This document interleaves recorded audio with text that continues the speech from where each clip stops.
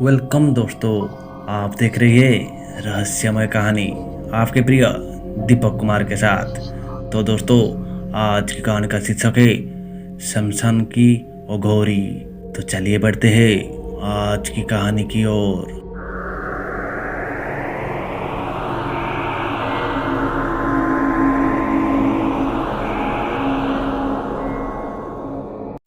तो दोस्तों, ये कहानी झारखंड दुमके ज़िले की है।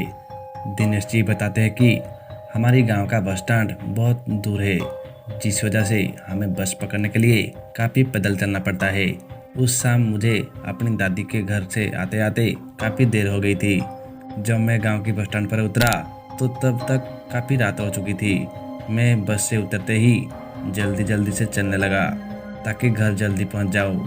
तभी रास्ते में आते वक्त मैंने एक आदमी को देखा जो शमशान घाट में जलती चिताओं से छेड़खानी कर रहा था। मैं पागल बिना कुछ सोचे समझे सीधे अपने घर जाने की जगह उस आदमी के पास चला गया और चिल्लाते हुए बोला, ए ये क्या कर रही हो तुम?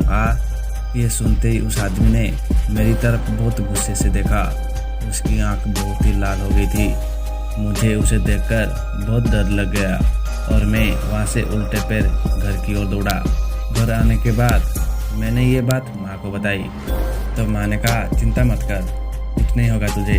फिर मैं खाना खाकर सोने चला गया।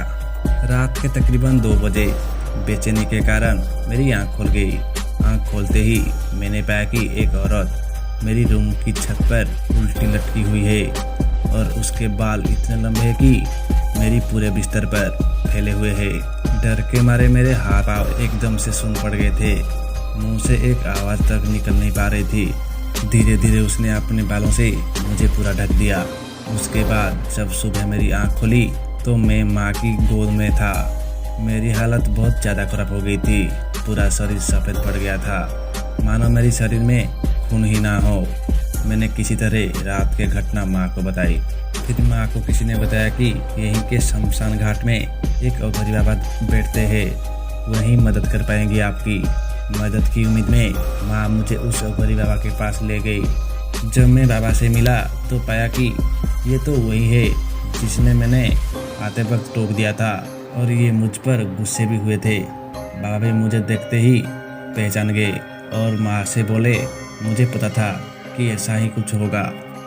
इसने कल मुझे उस वक्त टोका था जब मैं आत्माओं को बुला रहा था और इसकी टोकने से मेरा ध्यान भंग हो गया, जिस वजह से एक आत्मा इसके साथ चली गई है। माँ ने ये सुनते ही बहुत ज़्यादा डर गई और बाबा से हाथ जोड़ते हुए मेरी नादानी के लिए माफ़ी मांगने लगी और मुझे ठीक करने के लिए कहा। बाबा ने एक धागा मेरी कलाई पर बांधते हुए कहा कि ये धागा आज से ठीक 3 दिन के बाद उतरकर आग में जला देना, और हाँ ध्यान रहे इन 3 दिनों के दौरान कभी भी पीछे पलटकर मत देखना, नहीं तो वो तुम्हें अपने साथ ले जाएगी। उसके बाद हम लोग अपने घर लौट आए। माँ ने कहा, जैसा बाबा ने कहा है ठीक वैसा ही करना, भूलकर भी पीछे मत कर देखना।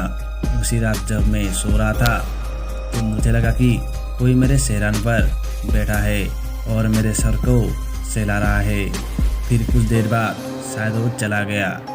फिर रात भर कोई मेरा नाम पुकारता रहा, मगर मैंने किसी तरह अपने आप को संभल रखा। ऐसे ही बड़ी मुश्किल और डर में मेरे 3 दिन बीत गई और 3 दिन बीतते ही उस धागे को उतरकर आग में जला दिया। उस धागे को जलाते समय बड़ी गंदी बदबू आ रही थी। उसके बाद सब कुछ पहले जैसा हो गया। उस दिन से मैं कभी किसी के काम में किसी तरह का दखल नहीं देता। तो दोस्तों, इस कहानी में बस इतना ही। कहानी अगर आपको अच्छा लगी तो लाइक शेयर सब्सक्राइब।